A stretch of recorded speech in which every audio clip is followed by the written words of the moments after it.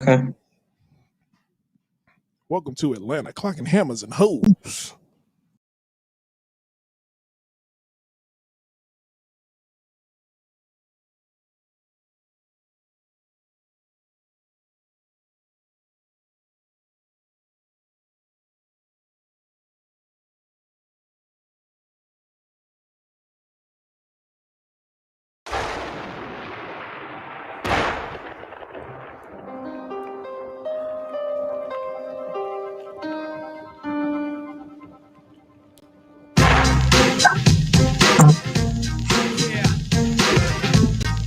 Hey, still can't do it. And welcome, one and all, back to another edition of the Comedy Podcast. I am your host, DJ Marcus, and you are joining me live in the Comedy Studios. I'm never alone in these studios. I'm with my boy, Joey LaFaro. Joe, say hello to the people. Hey there, y'all. And Joey, we are not alone at all, man. It's just not just you and me. We have Miss Pretty Funny herself live from the Comedy North Studios, Miss Candace August. Welcome back to the show. Peace up, A-Town down. That's right. A-Town down indeed. Oh my goodness. Joey, we are back on the air again, man. It is so good to be back on the Comedy Airways. We're running a little late tonight. We had a little technical difficulties. Yeah, we were doing our best to try and bring in our guest, but unfortunately, technical difficulties won. Yes. They are undefeated historically. Technical difficulties 1, comedy 0, as per usual.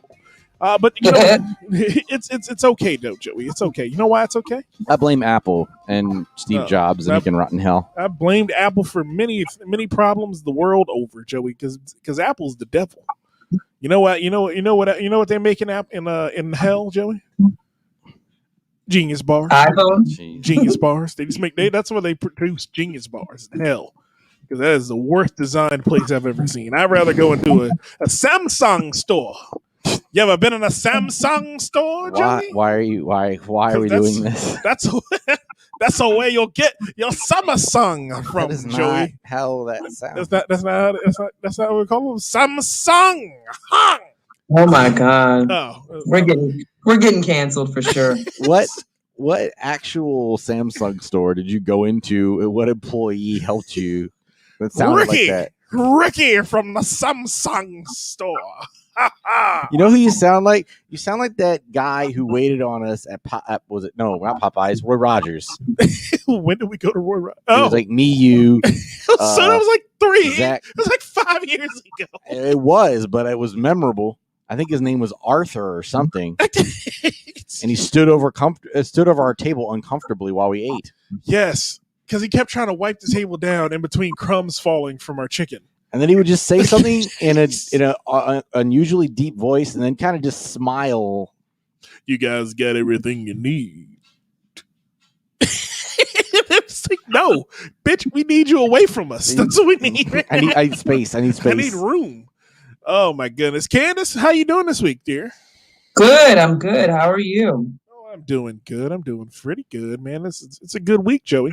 Is it? It is a good week. You know what week it is? What week is it? It's Memories and Oral Week. What? Oh, isn't that what Monday was?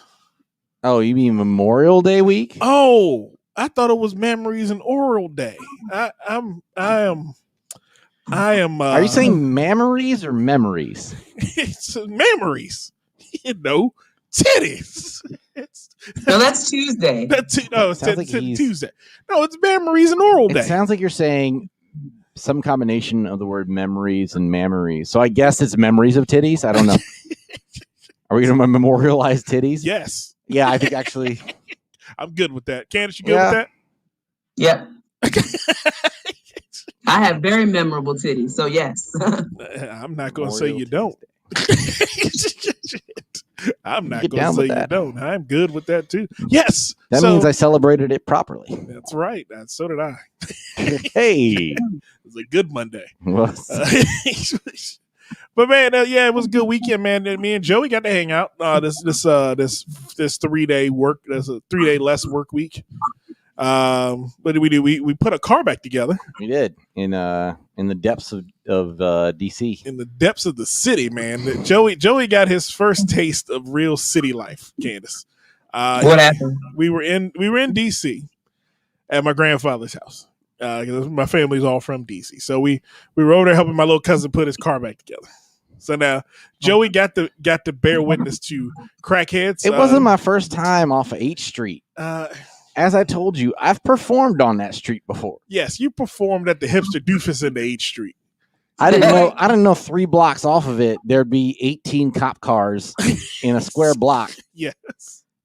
Welcome to the project. Just shit decided to pop off. And we went to get the battery from the hardware store, or from what is it, an AutoZone? It was AutoZone. Yeah, we went to AutoZone to get the battery after we got it charged, and come back, and my cousin was like, "Y'all didn't hear the gunshots outside?" And we, Oh my God. what gunshots? What are you talking about? She's like, "Yeah." Then her and my daughter come running out the door. They're like, "Yeah, it was 3 loud booms, and everybody ran." I'm like, y'all decide not to say nothing? I mean, What shit is that? like we turned down an alley to park, and a cop car turned in front of us with us and behind us with us. I'm like, we're about to be part of some pincer movement operation. This is a sting. This is a sting. They do that shit. Like, DC cops are the worst cops in the world. Like, I've dealt with them my whole life, and they have never been good. Like, they do weird shit, like follow you for no reason. And I mean, that's cops in general, I think. no, DC cops are worse because they'll follow. They'll do front and pursue with you. So a cop car will be in front of you, and then all of a sudden there's one behind you, and you're trying to figure out if you got all your shit together. You just patting stuff inside of your car to make sure it all works, so you don't get pulled over for no right damn reason. And you're like, oh yeah, I just drove past the police precinct. That's why they're near me. They don't got shit to do with me. You're just driving slow because going home in a few minutes. But yeah, it was a cop car that went in front of you, a cop car that went in behind you. Mm-hmm. I was 2 cars behind them, and it was a cop car behind me.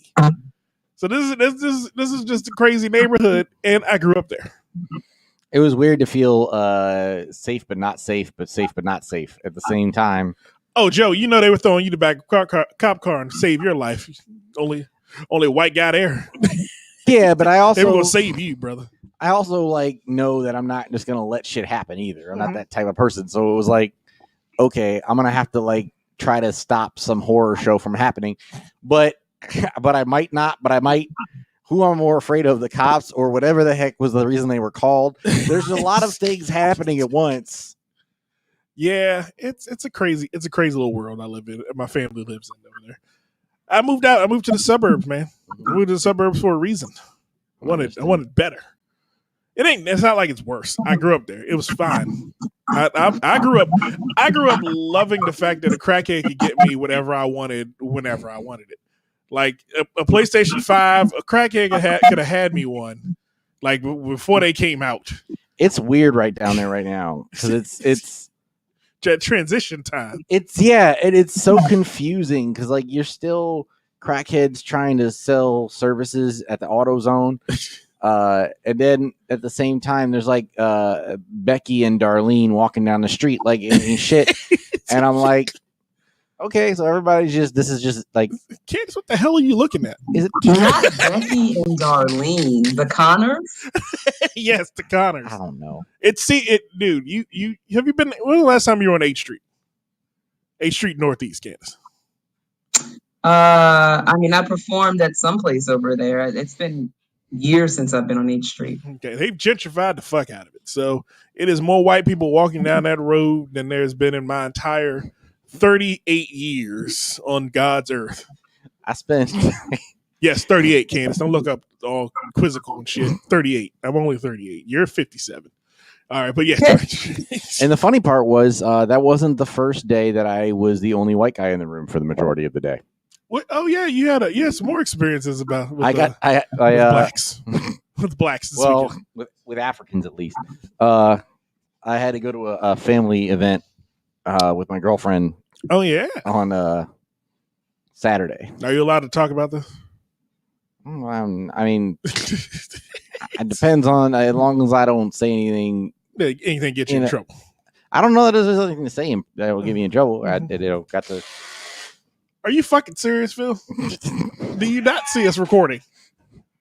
You're the fucking worst. You're Just the worst gonna be out here and rip one. It's worst fucking roommate I've ever fucking had, and both of them are in this room right now. Why you decide to open a box right now in the middle of us fucking recording? This is the fucking worst shit. Phil fucking avocado. It's a plus side and downside of having an open air studio. You don't feel claustrophobic, but you have no control over the environment. No, it's fucking vegan. Are you gonna hang an on-air light inside his room? Bedroom? A big red on-air light. Oh my goodness! But did you do anything this weekend to celebrate Memorial Day, Candace? I was in ATL, Georgia. Okay. With my family, my cousins, the twins. They turned 30 this year. 30 on the 30th, so it was a big, huge thing. Their parents threw them a party, and everybody, almost everybody flew in. Were these the cousins in the pictures you posted? The twins, yeah. Okay, all right. Well, tell the twins I said hi. DJ Marcus says hello. Oh my God! So anyway, I'm gonna join the family. There actually were two parties, right? So we had their official birthday party on their birthday, which was at this place in Atlanta called Club Nouveau. We had like this rooftop little area that was reserved for our family. And then the next day was actually Memorial Day, so we had like a cookout at their house too. So it was like 2 days worth of celebration for their birthday. It was really fun. That's cool. It was good seeing my family because I don't ever see them, and then to see them like 2-3 days in a row to see everybody was good. All right, man. It looked like you had fun. I saw the pictures on Instagram. Looked like y'all had a whole big shebang, and it was like, yeah, these are my cousins, and you just started running around with doing video. Is he behind me? Yes. Why? I don't know. Because kitchen? I'm sorry. I'm thrown off because apparently we're not live on Instagram right now. Why not? And technical shit. Technology is just kicking us in the ass this week. Yeah, it just did not. Well, Joey, I was distracted pre-show. My back hurts. Yeah, I heard you kept saying your back hurt when you came into the studio. I don't know what I did. I did something. I think it's like when you're a kid, all those times you got up and said, "Hey, it didn't hurt." Well, after 35, you just start having days where like life gets you back. You just hurt for no reason. Okay, is that true? I feel good every day, all the time. Oh, really? Yeah. Okay, that's a damn lie. I don't know why I even go to you with that. You damn liar. You 40. I'm just healthy and useful and spry and free. I don't know what you're talking about. Spry. That's what they say about really old people. You're good and it's spry. When you use spry mean? It means born in 47. That's what spry means. Let's see. You looking up spry? It says active or lively, and it says in parentheses, especially of an old person.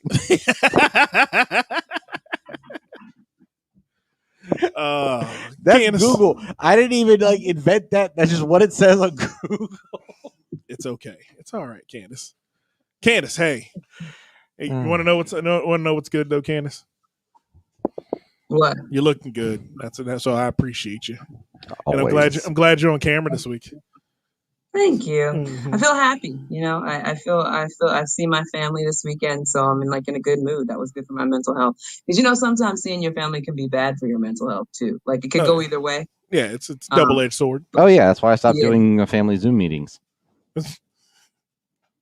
He invited me to another one. We have a family meeting every Sunday, and on Zoom, on Google Meet, and no one showed up to it this week because everyone was in Atlanta for the twin surprise party. And my uncle, the one who is the moderator of the Zoom meeting, he's the only one who didn't come to Atlanta. So he was at the meeting by himself, mad because nobody showed up. I'm like, dude, you not know? We're all in Atlanta. We don't need a meeting this week because we're here together. Your ass the only one that needs a meeting this week. You're the only one that's not here. Somebody should have just logged in and everybody just stand in front of the camera, go, hey, yo, and then hang up. That's the whole damn thing. Candace, was your family doing that pre-COVID, or was that like a new tradition? No, it started just about a year ago in COVID. Yeah. We've been doing it for just a little over a year now. I found that really weird. Is that my dad's side of the family never felt the need to communicate before, but then now they can't. Once COVID hit, they started having these meetings, but they're all ancient. So it like the first 30 minutes of the call was just a series of people joining and all the young people saying hello and all the old people saying, hey, can you hear me now? And that went on for 30 minutes. And then every time another one of them joined, we'd repeat the process. Unless my uncle and aunt joined at the same time, sitting next to each other on different devices. And then we got to play the feedback game. Wow. Your family's special. That's why I stopped going. Mm-hmm. Well, my family doesn't do Zoom meetings. We've actually I've actually seen, let's see, in the last year, I've seen my dad twice. Okay. Both of them were outside. I think one of them you were delivering a pie. Yeah, I delivered a pie for one, and one was just a drive-by visit. I've seen my brother 3 times, and my little sister I haven't seen. She just graduated. I haven't seen her in over a year. So the last time I saw her was like 2018. She moved to Ohio. But the rest of my family, we don't talk to each other. We're good. Like my grandfather, only people I go see on a regular basis is my grandfather. I got every Sunday I'm off after church, me and my daughter will go to my grandfather's house and just hang out with him for like 2-3 hours. And that's just to keep him lively. Yeah. It's not really for us because I got enough of watching Three Stooges and old Westerns to save my soul for the rest of my life. I heard the MASH theme for the first time in 20 years yesterday. I was like, I didn't even know that. I don't know where you would go to find that. My grandfather's watching MASH reruns. He was in the Korean War. Why are you watching MASH reruns? This was your fight. You knew what went on over there. You don't need to relive this. It's like somebody who was in WW2 watching Hogan's Heroes. It shit doesn't make any sense. It's like I want to laugh at the pain we went through over there. No, turn that shit off, man. But yeah, so I had fun this weekend. Got a chance to do that with the family. No barbecuing, no cooking out. wasn't really the Memorial weekend for that. No, I don't think anybody did. I did do comedy though. You did? Where'd you do comedy at? Nottingham's.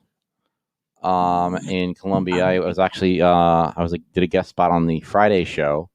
You got on the Coveted Friday show? Yeah, at the last minute, along with Jesse Rivas. So Jay Rivas? Yeah, we did a doc comedy 2 for Tuesday on a Friday. Oh man, you did a comedy show with the co-host of Coffee and Clutch My Pearls on Fridays on Instagram. Okay. All right. Well, he couldn't do that show because he was at the one I performed. And that's at midnight on Fridays. Fridays, Coffee and Clutch My Pearls. That's not what it is? Mm-mm. Okay. I don't even remember what the name of it was now. It was Green Therapy. Green Therapy? Instead of blue therapy. Oh, man. But yeah, man, you know what, Joe? We're going to take a quick break. Okay. And then we're going to get some topics, man. What's going on in this crazy-ass world we're living in, Joe? Master P got a new degree. From where? Player haters degree? We'll get into that in a minute. John Cena stepped in it, pissed off China, and then I have something I need to get off my chest. Got to get it off your chest? Yes. We're gonna let you say it with your chest in a minute, right here, folks, on the Dot Comedy Podcast.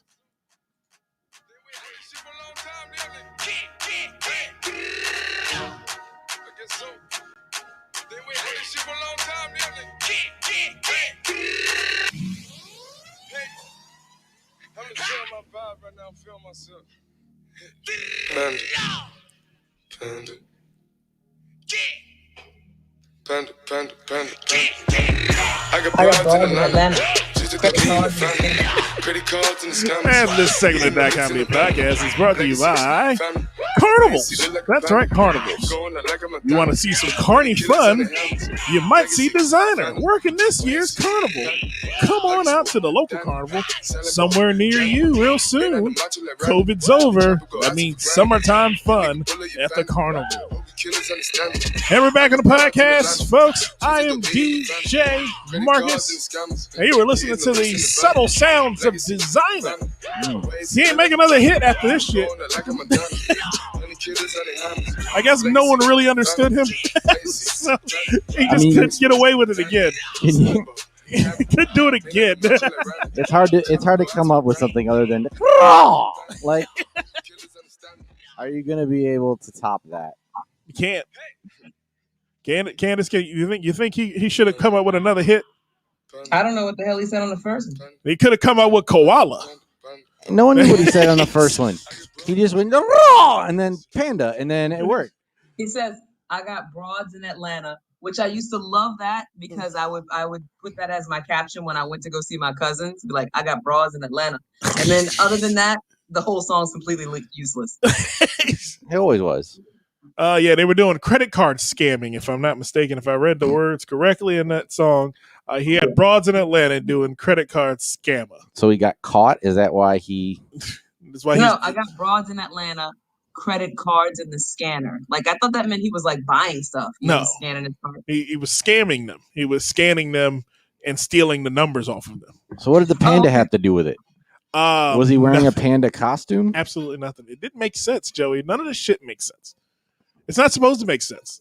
Little Nas X makes no sense. I mean, I'm here to tell the world because I don't think the world gets that part yet. He doesn't make any damn sense. Him and Montero, or whatever the hell. What? Who? That's his name. His real name is Montero. Look it up. Look up Little Nas X. His real name is Montero. That's why his Montero sounds like a Spanish word for Minotaur. I think it is. Okay. Which seems kind of counter to his brand. No. That'd be on brand. You didn't see the video with him and the devil? That would be his partner's name. Don't do that right now. Talk about the other shit gonna get us canceled. That's gonna get us canceled. Going on that silly. Happy Pride Month. It is Pride Month, Joey. Are you doing anything to celebrate Pride Month? No, but I did see a Bluetooth speaker rainbow fanny pack at Big Lots. Bluetooth speaker rainbow fanny pack. Yes, that said the word pride on it. Okay. So I may have found the gayest thing. I don't know. I mean, if it's not, they tried hard. They tried real hard to make it. Candace, you do anything for Pride Month? Wait till you see my earrings. I have these earrings. They're rainbow. It's like a cloud with a rainbow coming down. Mm-hmm. That's going to be the gayest thing you've ever seen. It's like literally rainbow earrings for Pride. I'll wear them next week. If they were on Joey, yes, but they're on you. It'd be better if they had like a second link that was like a tiny violinist. No, you know what make them real gay? Lil Nas X in booty shorts sliding down that rainbow from your earlobe. That would make them gay. The gayest earrings ever. Oh man, but yeah, man, it's somebody's got those. It's like no, it's not two. It's one earring. It's one earring, but it's Lil Nas X on a pole. Of course they do. He does. I guarantee somebody made them for him and sent them to him. Which is fine. Hey, ain't nothing wrong with living that life. Is that one of the letters that I don't know is like the self-love one? No. He's G. I don't know. Isn't self a type of gender now? I don't. No, I'm gonna send you one. There are new letters that have been added recently. I know there's got to be one classification that is like just being completely in love with yourself. That's ego. That's LGBTEGO. We're adding an N for narcissist. Narcissist. I'm that one. Whatever that one is. I mean, how many letters are there in that thing now? Is it like 16 now? I'm getting ready to. Wait send it till to we you. have There's clones, definitely- and we'll have a whole bunch of new letters. Oh yeah. Oh yeah. There are definitely several more that have been. Well, they said that's why they added the plus. Is on the there? end. Is that? You'd think we would have. You think we're? I think we're getting to that tipping point. Like we're already doing the incest porn. How? Like that's already a category. The whole stepmom stepbrother thing, and then it's going to be mother and brother thing, and then eventually, and then it's going to be mothered. It's already mothered. Give it. That's what I'm saying. That's where we're at, and then. About I think 5 to 7 years, you're gonna get to clone porn. Like it's gonna be, like that's gonna be the next LGBT TQQIAAP. Like there's gonna be a whole channel of I clone myself as this, and then it'll be people having sex with themselves. Okay, I don't understand that other A. The first A. I haven't even taken a chance to look at it. I saw that they added 6 more letters, and I was like, I don't 6? What the? So it's lesbian, gay, bisexual, transgender, transsexual, queer, questioning, intersexual, ally, asexual, and pansexual. Oh, I know some people who are asexual. Pansexual, an ally. I guess that would be me, an ally. No, okay. I don't know. Now read what ally. Read what it says an ally is. That's why I was like, what does that first A mean? It says typically a person who. So yeah, I support. So I'm definitely an advocate. But I don't know if I need a letter on. But it's only for the queer community. No, it says typically a non-queer person who supports and advocates. And advocates this sounds for like the queer community. For the queer community and individual within the LGBT. Yeah, they need to pick a different letter. I think they need to pick a different word. Can be an ally of another member that identifies differently than. Am I? So we all part of it. Are we all just a part of a community now? I feel like they're just. No, you have to be one of these things or an ally. If you're people who think that gays are going to hell and all that stuff, then you wouldn't be on here. You would be. I mean, which one is that? That's the pan, isn't it? Where you don't like them, so you pan them. Pansexual means you like every sex. No, there should be a category. All of it. There should be a letter. What's the letter for? You're a grown man that loves all women.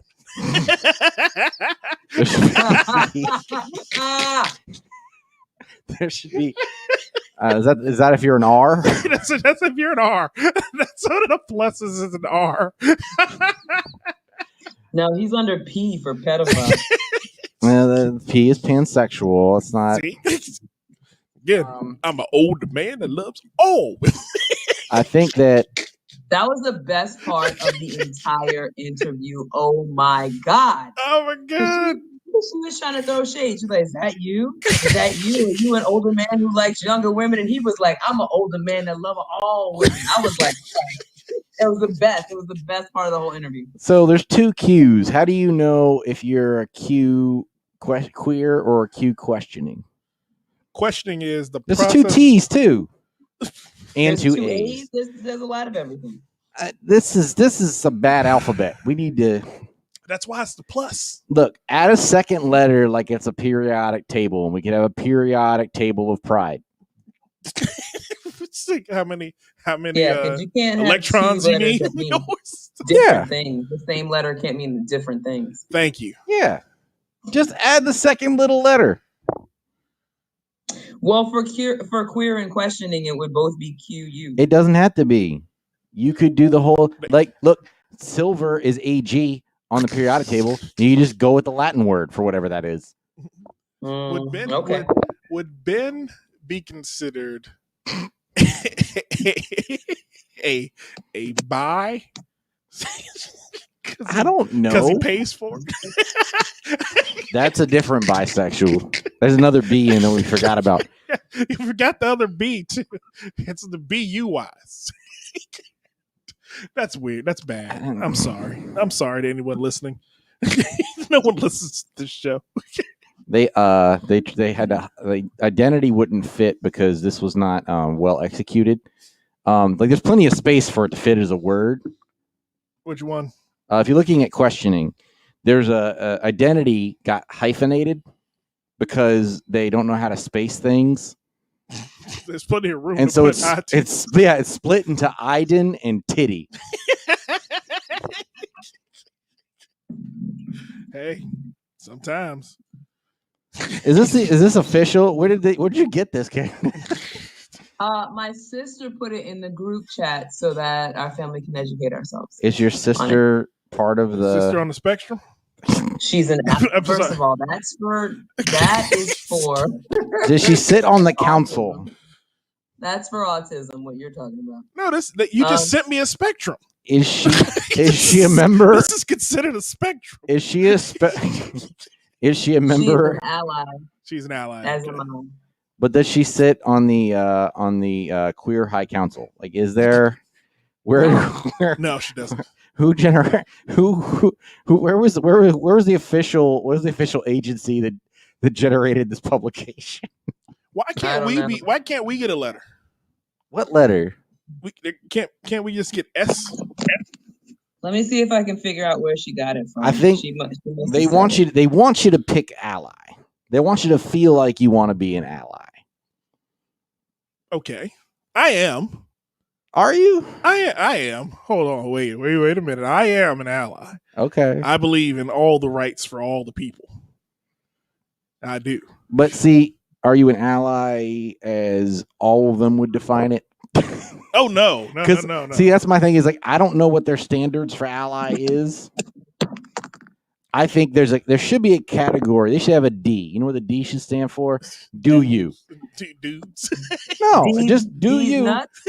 There's a I think there's a large group of people who are who may not fit the activeness level required to qualify as an ally according to everybody, but are generally supportive of do whatever you want. Yeah, live your life. Live your life. You know, I don't have a problem. You can do whatever you need to. Do you? I support. See, here's the thing. My support lies in the fact that I will not now nor ever judge anyone for living their life the way they want to, and I will not now nor ever tell anyone that living their life is wrong. That's how I look at my allyship. If you do whatever you want to do in this life, because at the end of the day, it doesn't hurt me. You living your life. Well, there's always that battle, right, between people considering themselves ally for causes and the people who are actually in that cause, also thinking that you're an ally. Mm-hmm. Yeah, true. There's a fine line where people want to believe that they're allies and will set themselves up to be framed as allies, but don't want to actually do what's necessary to be one. Don't want to formulate allegiance. And a lot of it, I think when you talk about, I'm an ally with that shirt. I mean, you can you can make the argument. I mean, me and that shirt about to be allies real quick. Because I don't know about anybody.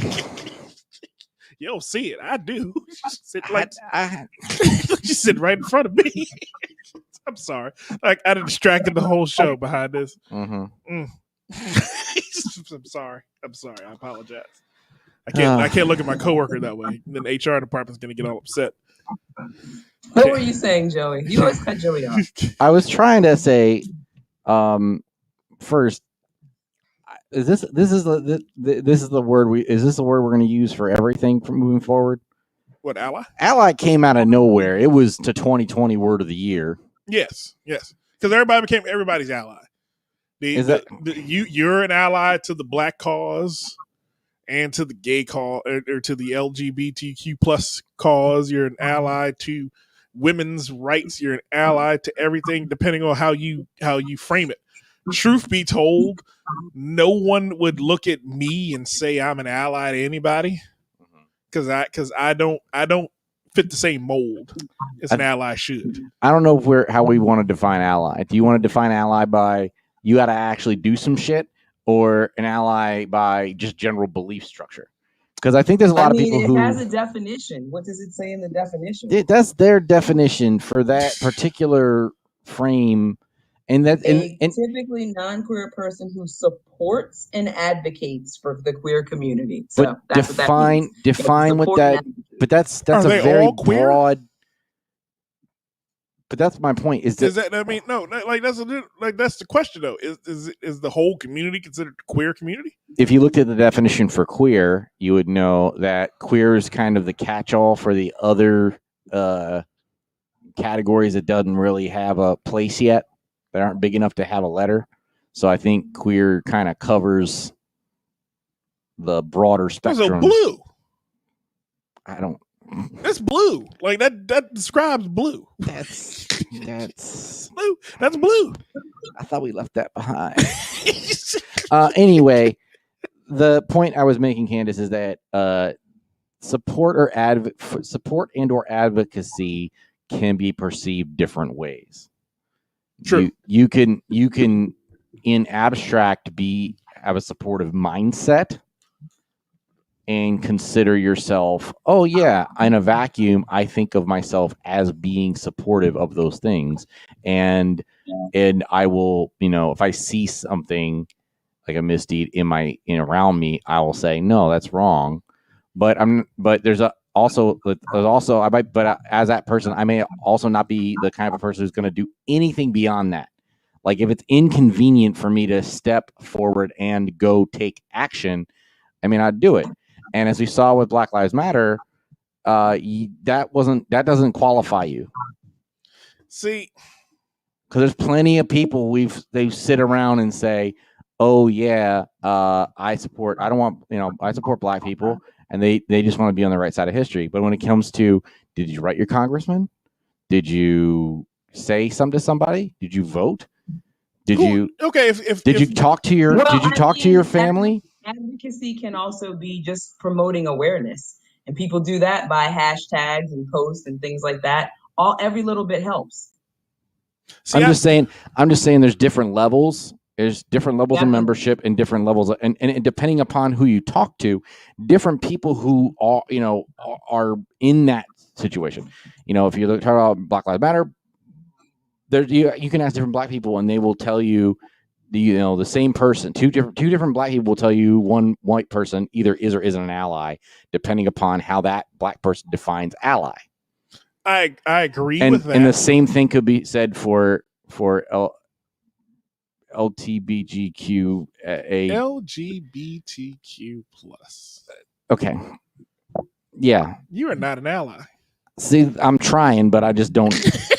Anyway, what I'm saying is you're the worst. Fine. You can have a lesbian and a gay, and they look at the same guy and go, one goes he's an ally and one go he's not.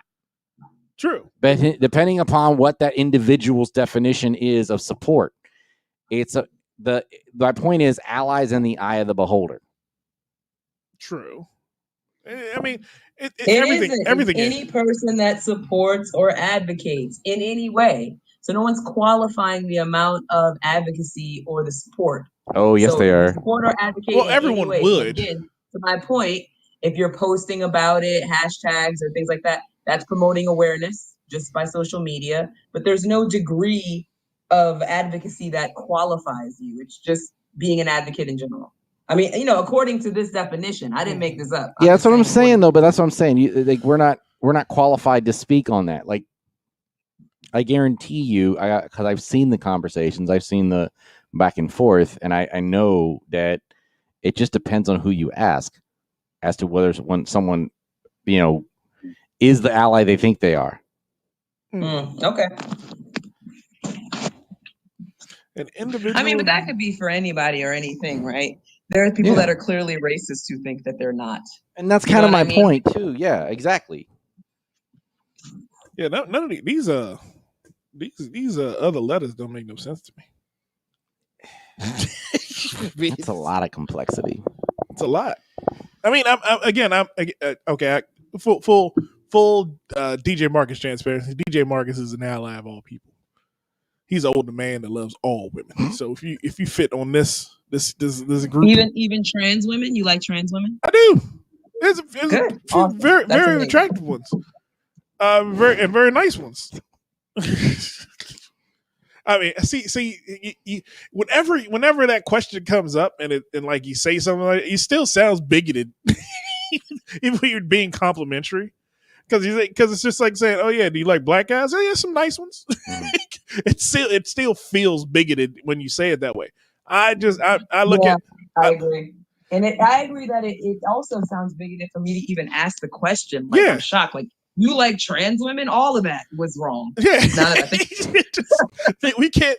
It's weird that you can't have a conversation about other people. Not specific people, but you can't have a conversation about life in general without it being this convoluted. It's one of those situations that like I find myself looking at it and going, okay, just live, man. I don't care what you do. I'm not going to sit here and judge you for what you do. I'm happy that you're living your truth. Mm-hmm. Whatever your truth is, be happy about it, because at the end of the day, I know a bunch of straight dudes that hate their lives and they just sit there with some nonsense that they believe they're supposed to be doing.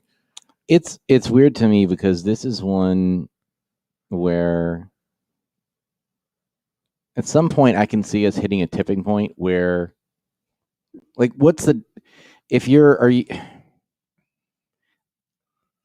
I think for some men there's like the hang up of trans women, and at what point do they just become women? So, a trans woman means that they are not born with female genitalia. Right. You transition between the sexes. That's right. What it means. You're transitioning to whatever. Right. Which has only become an option due to technological advances. Like, this was not, you may have had the trapped in the body thing in the past, but you were stuck with it. There wasn't a procedure. There weren't any procedures at one point in time in history. True. Well, there were. They just weren't good. There was always a procedure. There wasn't always a procedure. There's always a procedure. So the first time someone said, "Nope, I don't want it," was a procedure. Yes, that's a procedure. There definitely wasn't always a procedure. There's no doctoral procedure, but if you don't want it, you cut it. I think, but I think it's that's the thing. It's not just that. It's not that simple. There's a lot more to it, and as we've seen, like, that technology has improved. Like, literally, and as you mentioned, like, it's getting to the point where it's really, unless someone tells you, you wouldn't even know. Yeah, see, that's the crazy part. Like, I hear all these stories of dudes that like go crazy after they find out that they like dance with a trans woman at a club or something, and I'm sitting there like, why are you mad? Like, I've never. Also, I feel like you can tell a lot of times. You can a lot of times, but we're getting as if you notice more recently. Yeah, it's getting harder historically. But the thing is, like, when you get to that final point where, okay, you may not be attracted fully to that person, but something attracted you to them in that moment. Mm-hmm. This belief that all of a sudden makes you something that you're not is where we run into the continuous problem. Just because again, it's always a hyper masculinity situation. Yeah, and that again, I hate that phrase because Terry Crews made it a curse word for me. No, but I get it because it's not always hyper masculinity. Yeah, it's not, and it has a lot to do with culture. It has a lot to do with religion. Yeah, you find out that you kissed someone who is in your mind a man, right? But they present as a woman. I can understand how that can turn around and be a problem, because it's not even just the situation. It's anything where you're not getting what you signed up for. Anything where this is what I thought I had. This is what you kind of showed me I was getting, but I really got something else. And it's really weird that there's so much fear around the bait and switch aspect of it. What I was gonna say. It's the bait and switch. And that is something that's frustrating in any context, much less sexually. But the thing is, you know what I mean? The interactions I've had with trans women they've been upfront about it. Like, I haven't had one like try to trick me. Like, and I've never, and I don't think they're ever trying to trick anybody. So, well, maybe they are. No, but that's the stigma. Is my point. Like, there's this irrational. They find out after. It's not like the woman was trying to trick them. they just got caught up, and then later they realized, oh, that was a dude that I was kissing or whatever. But they never asked, I guess. Yeah, there's two kinds of phobia around trans, and it was the same one we've had with homosexuals, which was, oh, they're gonna try and convert me, which is really weird and irrational. Like, it doesn't. That's a Christian-centric way of thinking, right? That's what I'm saying. That's an old mentality that's still there. And then there's this. Then the other one is less about fear of actual fear. There's fear of actual fear of homosexuals and transsexuals and bisexuals and LGBTQ plus in general, of the people themselves. And then there's the fear you have of the way society will look at you for participating. And that's the crazy part is once it's we have to get to a point where that whole you must be because you did X, Y, and Z is passe. And that's the only way to protect these. That's the only way to protect these individuals. In my opinion, that's the only way to truly protect them from the dangers that come from their life, the way they're choosing to live their life. And I think we've made progress. I mean, look at our generation. Probably is the one positive sign I can look to and say, okay, we definitely were raised in an environment where all that stuff was stigmatized.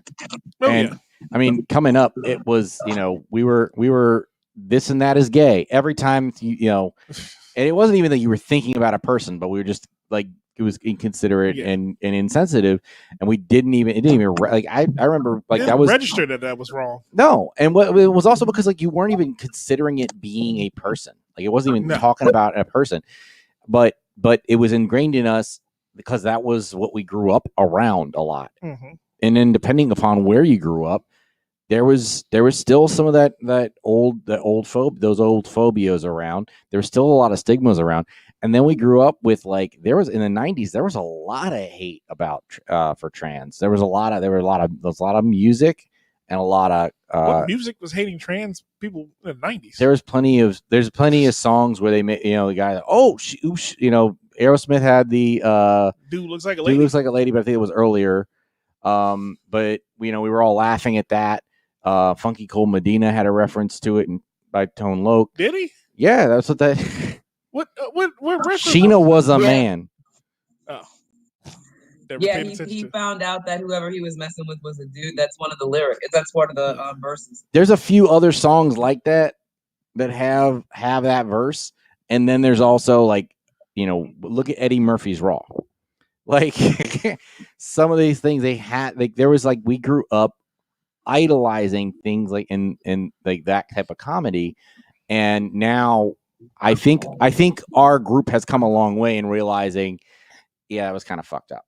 See, I know, I it's not our fault. I think we overcorrected though when we did that. I think we overcorrected because I don't believe that it was never the intention behind it was never necessarily endangering. In what way have we overcorrected? Like, what's the now overage? We're way too sensitive about it. Now everything can get you literally everything can get you canceled for saying the minor stuff. I'm so glad you brought that up. Okay. Speaking of cancel culture. Okay. There's been a lot of talk about it with respect to comedy specifically. Mm-hmm. And there are multiple different takes coming out from multiple places. I want to take this opportunity to let y'all know that Seth Rogen is a punk bitch. Okay. Talk about it. Recently he was on, because here's what's been happening. A lot of older comedians have been critical of cancel culture. Mm-hmm. For different reasons. Seth Rogen came out and tried to do the thing he always tries to do, which is guys, he tries to jump. The thing that he always tries to do is dick humor, dick and weed humor. That I'll is say his the entire other thing he that's his entire catalog. well until once dick humor wasn't an option for him anymore, he jumped to hey, let me jump on the right side of this movement so I don't get in trouble. Even though his besties with James Franco and James Franco raped like 5 chicks. Yeah. Shut up. Yeah, he did. He's had some issues as of late. He distanced himself from James Franco. He has been, and some people say he hasn't distanced himself enough. But he was on he was on a Good Morning Britain for a book he wrote, which I can only imagine is just a series of pictures of dicks. Anyway, yeah, it's just weed tracings and penis drawings. That's disgusting. He was yeah, but it's his brand. It's on brand for him. Yeah, he was asked to weigh in on his past movies containing controversial jokes. And he said, there are certain jokes that for sure have not aged well, but I think that's the nature of comedy. I think conceptually those movies are sound. I think there's a reason they've lasted as far as people still watching and enjoying them today. Jokes are not things that are necessarily built to last. And then the question was asked to discuss the relationship between cancel culture and comedy, as many comedians have been forced to reckon with dated jokes that are no longer appropriate to the present day. Rogan said, to me, when I see comedians complaining about this kind of thing, I don't understand what they're complaining about. If you made a joke that's aged terribly, accept it. And if you don't think it's aged terribly, then say that. If you actually look at the content of what some of these older comics are saying with respect to cancel culture, it has nothing to do with how they feel about old jokes. Yeah. I can agree with that. Like Chris Rock came out with was recently interviewed on the same topic. Okay. Mm-hmm. And he said, oh yeah, he said, you don't need to cancel me. The cancel was when no one laughed at my joke. You don't need to like turn a knife anymore. Yeah. I knew it wasn't funny when I said it and nobody in the audience laughed about it. Who said that? Chris Rock did. Chris Rock said, I said it on the Breakfast Club. It's a funny interview. It's probably one of the better interviews I've heard from the Breakfast Club. He said, I see a lot of unfunny comedians. I see unfunny TV shows. I see unfunny award shows. I see unfunny movies because everybody's scared to, like, make a move. That's not a place to be. We should have the right to fail because failure is part of art. You know what I mean? It's the ultimate cancel. But now you got a place where people are scared to talk, and that's not, especially in America, you're scared to talk, but that's what people want. You got to make adjustments, and let's do it. And Donald Glover, who many people consider a woke comedian, has come out and said something similar. And Dave Chappelle also said, you can't be woke enough. You can't be. And to your point, the problem, and so the reason the issue I have with Seth Rogen is he's not paying attention to what, he's doing the clickbait thing. Because if you look at the article, this is the article headline from where I got that quote from Chris Rock from. It says, Chris Rock blames cancel culture for making comedy unfunny. Mm-hmm. Which isn't really what it isn't what he said. It isn't what he said. It's what you can take. You can glean that from what he said, but it's not what he meant by it. But that's the headline that's going to get clicks. And that's what they keep. If you look at every single, Billy Crystal said something about comedy being a minefield, but he also said he understands why, but they leave the understands why out of the headline. Not a single one of them has complained about their jokes not aging well.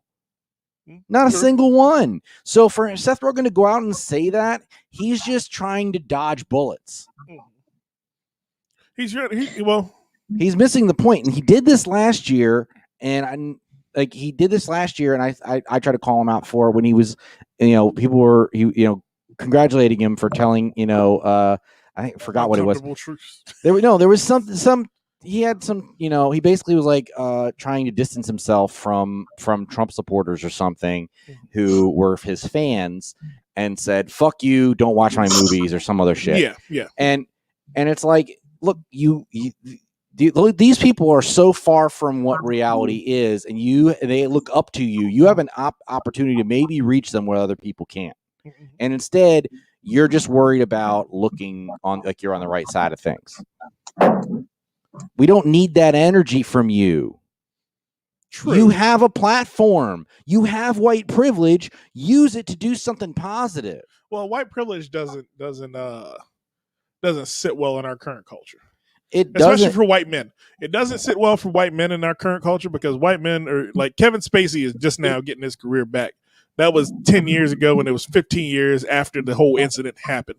So it's different for white men. I can understand why he would try to gird himself to this type of stuff first. But that's not. I mean, I'm just saying Now, is he a punk bitch? Yes, I agree completely. He's a punk bitch. He has a platform. He could use it to do some good, and instead, he's just worried about himself. Candace, in my opinion, that's what I see. Let's not exclude Candace. This is a. I think that referencing old jokes and how they don't age well is relevant because they are. There are comedians who tried to cancel for old jokes. Remember when they brought up what Kevin Hart had said? Kevin Hart had an old joke about how he wouldn't want his son to be gay and he would kill his son if his son tried to be gay or whatever, which is an old joke. And they brought it up and tried to cancel him about that like 3 years ago. But did Kevin Hart complain about it? Did he say that joke was funny and it was okay? No. I think that they wanted him to go on an apology tour and he refused to do it. What happened with Kevin was because if you watch, he's supposed to do the Oscars. If you watch it, yes, he was. If you watch his Netflix series, Don't Fuck This Up, you'll see the exact story of what happened with that. What happened with Kevin was the Oscar people wanted him to continue to apologize for something he apologized for beforehand. He apologized about it once it came up again. He apologized for it, and then when it came up after that, he apologized for it. He went on Ellen and apologized for it, but then people just kept wanting him to apologize for it. He's like, well, you know what? I'm done apologizing. I told you I was sorry. I'm done apologizing for it. So that's when he walked away from the Oscars. But the thing with it's still bullshit if that's what Seth Rogen's talking about because Kevin did not defend his joke. Yeah, and again, no one ever said no. Well, Seth is saying that they're defending that it's being interpreted as he's saying they're defending their jokes.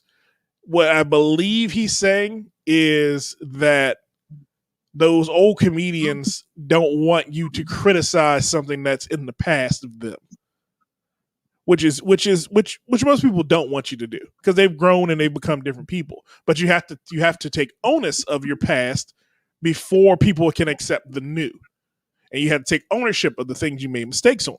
That's where he's coming from with that. Now, it being Seth Rogen, he's stupid and he can't really articulate it the way he should to where it can come across as that. So it comes out to a comedian.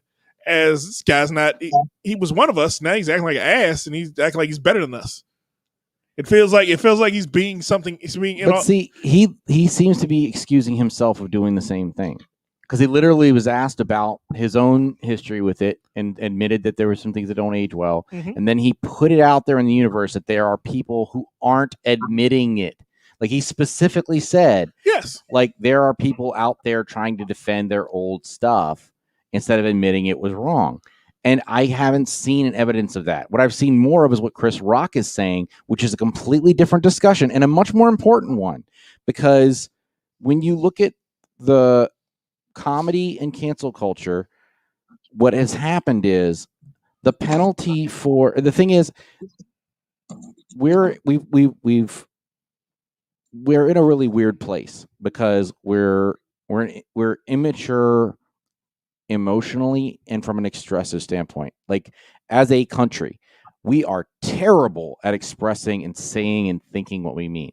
And it doesn't help that we live our lives in sound bites because no one has an attention span. We don't have the time to deal with nuance or complexity. And what happens is we become really bad at expressing ourselves. And if you look at stand-up, I can express myself very well.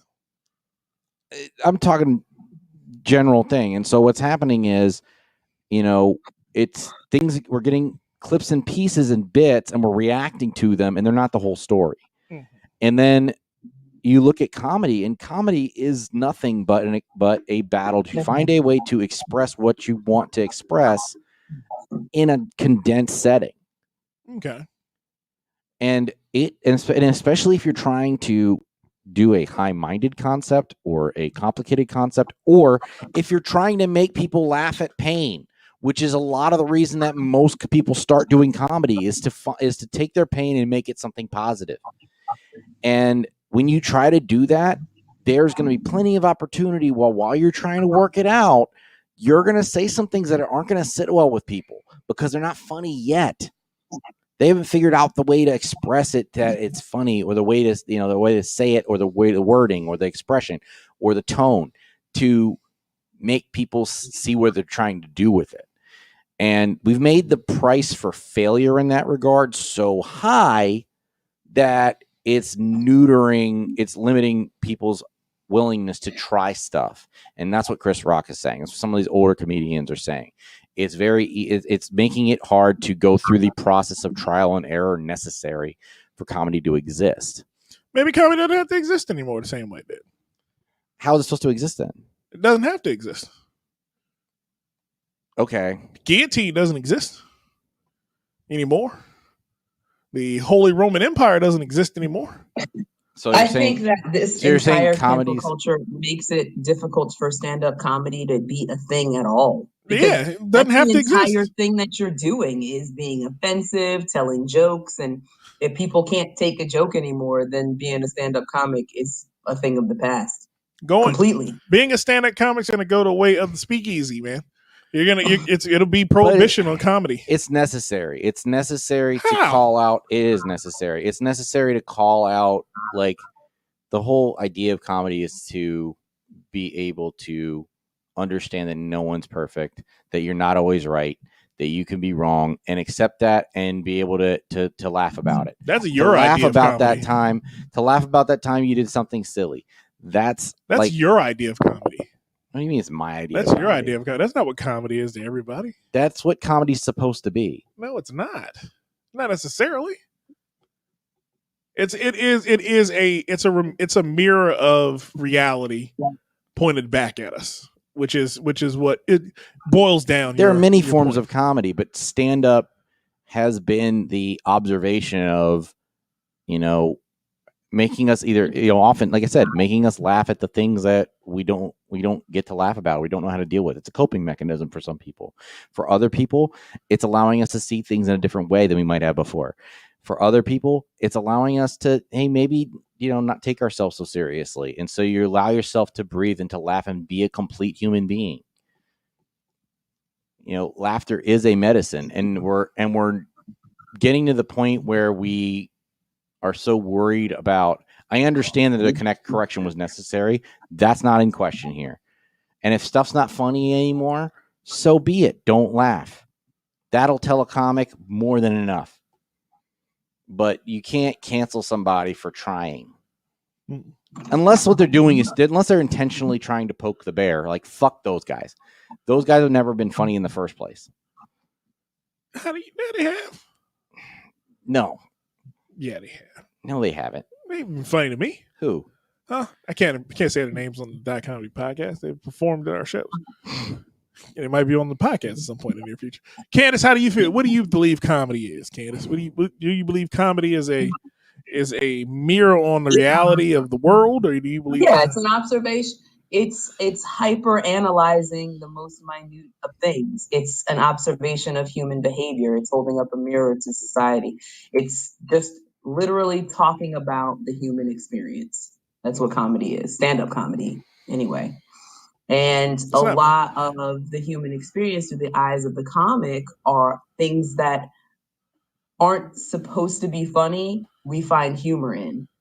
And so if people are always offended at everything now, and you have to be so careful, you can't be careful of what you say and be a stand-up comedian, because being a stand-up comedian is just saying whatever the fuck, whatever you want, or saying how you feel. So if we create a situation, you're supposed to be careful of what you say in the workspace, right? Or be careful of what you say when you're speaking to children or things like that. But stand-up comedy is a space for adult self-expression of whatever it is that you want to talk about and whatever it is you want to make fun of. And if it can't be that anymore, then what's even the point of it? I agree, Candace. Candace, you know what? You've made me see differently. And I am on team Candace. And I'm on team Joey. You know why? Because I am not a comic. I'm very funny on the Comedy Podcast, but I am not a comic. I believe that comedy to me is stand-up comedy to me is an escape for 5 minutes so I can see your world, see how funny it is in your world. It always has been a way of people expressing themselves, but I also look at it as being a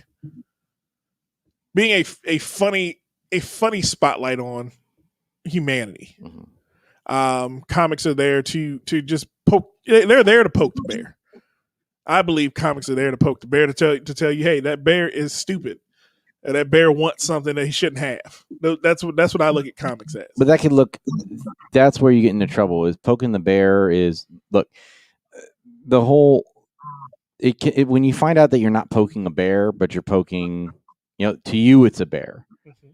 But someone else that's a baby. It's a bear. It's a baby. It's a bear. If it's the bear's baby that you're poking, then the bear's gonna be mad that you're poking a baby because it's mean to poke a baby. No, it's not. You watched that baby get smacked in the face with that cheese yesterday, and you laughed, didn't you? Well, that was a different. Yeah, but that doesn't mean that their parents would have also thought it was funny. I mean, they took the video, but still, there's probably some vegan out there who got really mad about the cheese being in the baby's face. Anyway, it's nothing was wrong about that video. Here's the thing with comedy. Comedy is actually a lot more scientific than people realize. Like, part of the problem with comedy is, in order to better understand the components of what makes something funny or what makes something, and because there's nothing new under the sun, there's a lot of deconstruction that happens and a lot of science. And what you end up doing it often to try and like get a different angle or try something new is you try to. Context is like air. It's everywhere. It moves through us. It's everywhere. There's a million different factors, variables. Just like air is made up of like nitrogen and oxygen and carbon dioxide and all these different gases, right? Mm-hmm. Comedy, a joke has context around it the same way and feeding into it. In order to understand the ways that those different gases or those different contexts have effect on that joke, sometimes you will try looking at that joke in a vacuum, absent of context. And what happens when you remove context is you get things like colorblind. And while colorblind, there are some positives to it because it does create some equalization. We don't want necessarily that. We want you to see and understand that we're moving past being and into an era where we need to do more than be colorblind. We need to do more than treat others as you would want to be treated, because people want to be treated differently, and we need to have awareness of that. And you can't do that when part of comedy. So sorry, I'm getting a little bit galaxy brain too distracted. What I'm saying is when you try something, goddammit. When you try a joke in a vacuum, right? Uh-huh. A lot of times what happens is it's funny to you in the vacuum, but when you think about the context, it's not funny anymore because you realize it's punching down at somebody. Okay. I get that. I get that piece of it. But that experimentation is part of a process. Okay. And you need to like see that difference and learn from it. And so you can know which contexts matter. Okay. But punching down can be part of comedy. Something's not automatically not funny because you're punching down. There's, insult and shock jock kind of comedy. That's a part of comedy too. Comedy has a lot of different facets. All of it is relevant if it's funny at the time. Someone on earth laughs every time I call Candace old. It is not. It's not. It's not like I do it on purpose. Not like I do it to kill Candace on this podcast. But someone laughs about it. So someone laughs every time a joke. Every time a joke, you may hear Even a if few they're people just go, laughing at you. Yeah. See, it's a matter. They pick and choose their battles for being an ass. They pick and choose where and when to laugh at situations. If you find it funny, you find it funny. And that's what we're here at the Dot Comedy Podcast to do. We're here to give you funny. You know what we haven't been doing for the last half hour, Candace and Joey? What's that? Giving them funny. We've gave them a whole lot of bush, but we didn't give them funny. You know what we're going to do, Joey? We're going to give them some funny. Give them some funny, Joey. What's next, clown? Give them funny. Make them laugh, clown. So, did you know that Taiwan's not a country? Yes. I did not. No, okay, I'm sorry. Because I've seen things that say "Made in Taiwan," and usually if it has a sticker, I think it's a country. Okay, Taiwan is not a country to Americans. Wait, it's not a country? It's it not a city? Taiwan is not if you want to make money in China. Let's put it that way. China does not accept Taiwan as an independent country, but so America has taken a one China. It's called the One China policy, where all of that is China. So when someone says, "Hey, I love being in the country of Taiwan," they go, "Hey, that's not right. That's all China. Don't be doing that shit with our stuff." so since America has that policy and that's the way China wants it, whenever an American fucks up, usually China has some repercussions behind it. So what happened was John Cena was out promoting the film, and he was trying to say that What film, Joey? Fast 9 or F9. F9. I heard Cardi B is in that one. Fast and Furious. What the fuck is Cardi B doing in the Fast and Furious movie? She's in it. I saw a commercial. Fast and Furious 9. Tyrese in space. Tyrese, you gonna drive that car real fast? Okay. Oh God. So apparently, so it was supposed to release in Taiwan.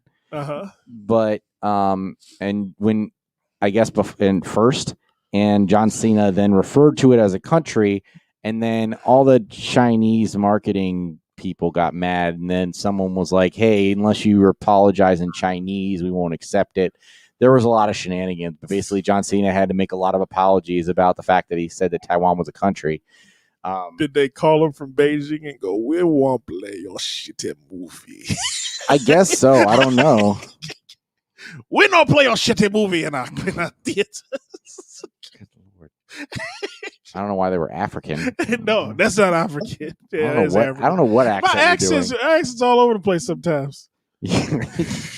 They all convalesce into one foreigner accent. Apparently it did release though, and its opening weekend it had 136 million in China. So the movie's out. The movie's out in China. You going to see it? I don't know. I don't know when it comes out here. Did you see Fate of the Furious? This is the problem. This is where I'm caught in a little bit of a bubble with this. I have a strong feeling that this movie is going to be stupid. Like the last one was stupid, and there's no way that this one's not going to be more stupid. It's the 9th or 10th movie in a franchise. Like, it probably started. I stopped watching them 7 movies ago. Like, how can it not be stupid? When are they going to let this go? It's not stupid. That is the memory of Paul Walker is every. Is Michelle Rodriguez still in them? I think they've. The reason why I watch. How many movies? What movie was that? Did Paul Walker die in? Yeah. What was that? Probably like the 4th 7. or 5th one. 7. Yeah. They should have stopped there. They were gonna.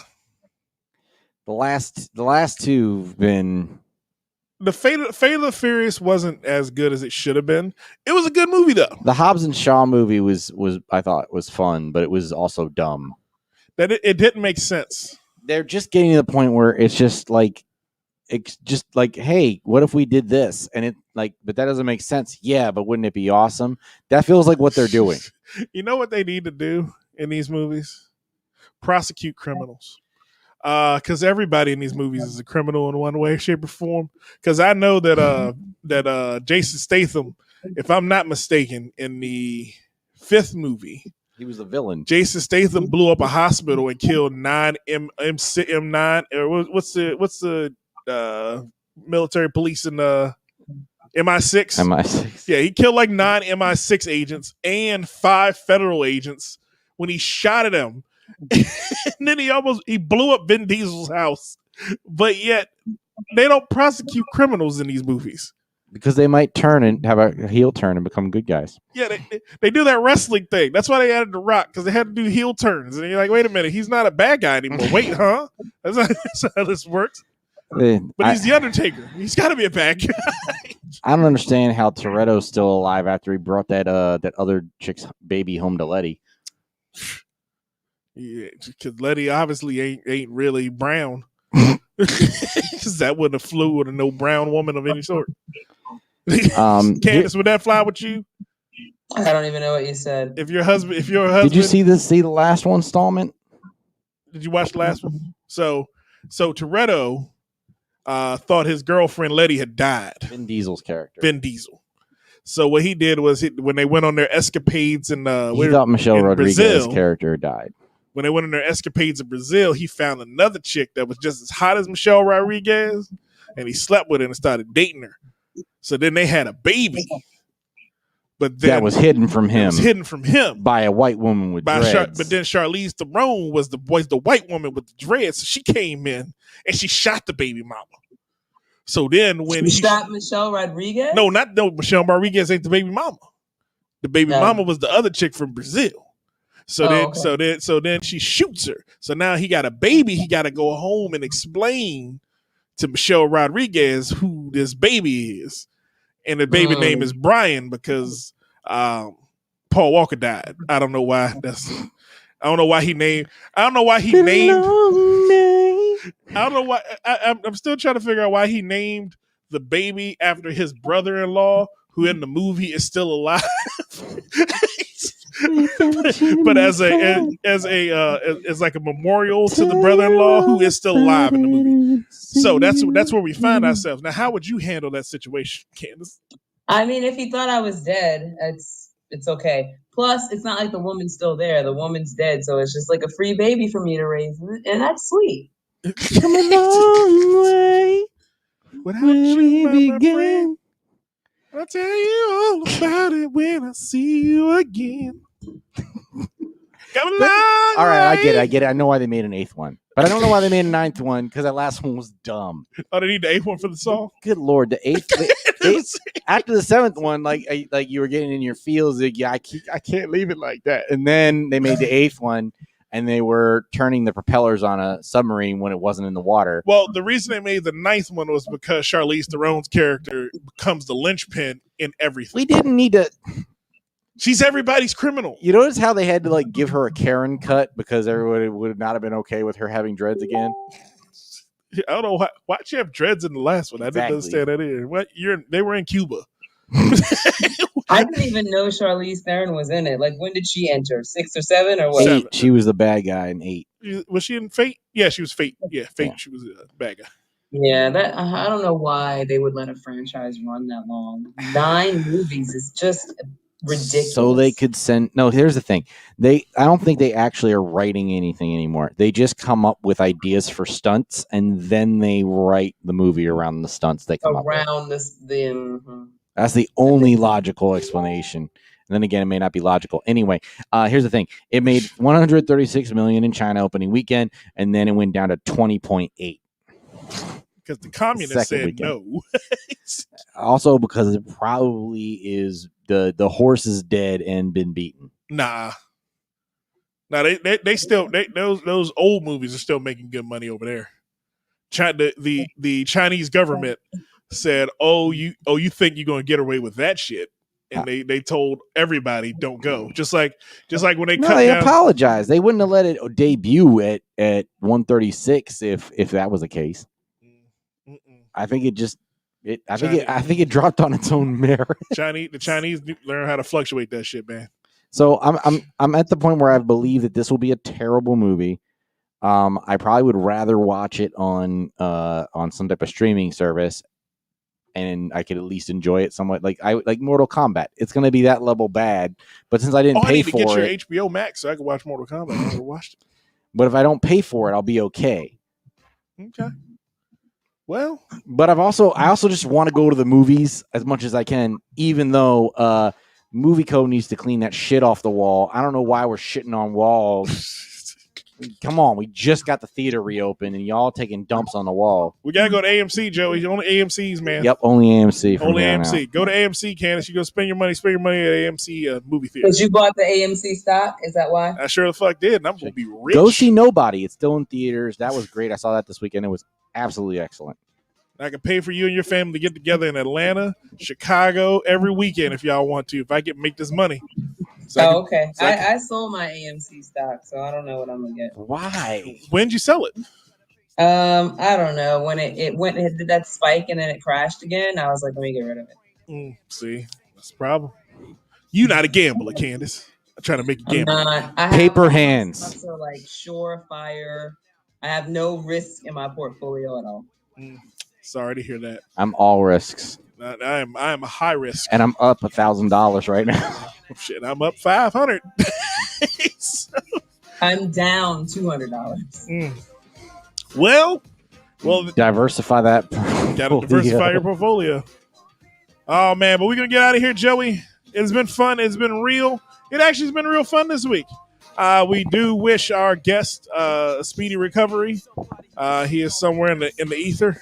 Maybe recovered from technical difficulties. Recover from his technical difficulties, and he'll be on next time we get the podcast together. Oh, speaking of, I still have a show June 5th. So if you want free tickets, DM us with your favorite part of this week's episode. All right. The phrase that pays this week is boondoggle. What? Yeah. It's not a phrase. Oh, that's not the phrase? We might be happy without this. No, that's the phrase that pays. We might be happy without this. Candace, you got anything going on there? Yeah, I have several shows. Too many to name. Follow me on Instagram, _Candace. I'll post the poster. Humble fucking brag once again from Candace. The queen of pretty funny Jersey. I am DJ Marcus. Again, you can find me at the Funny Hole in Camp Springs, Maryland. I will be there this week doing my DJ thing. That's right, the Funny Hole, Camp Springs, Maryland. Every time you look for DJ Marcus, don't look up the Funny Hole, Joey.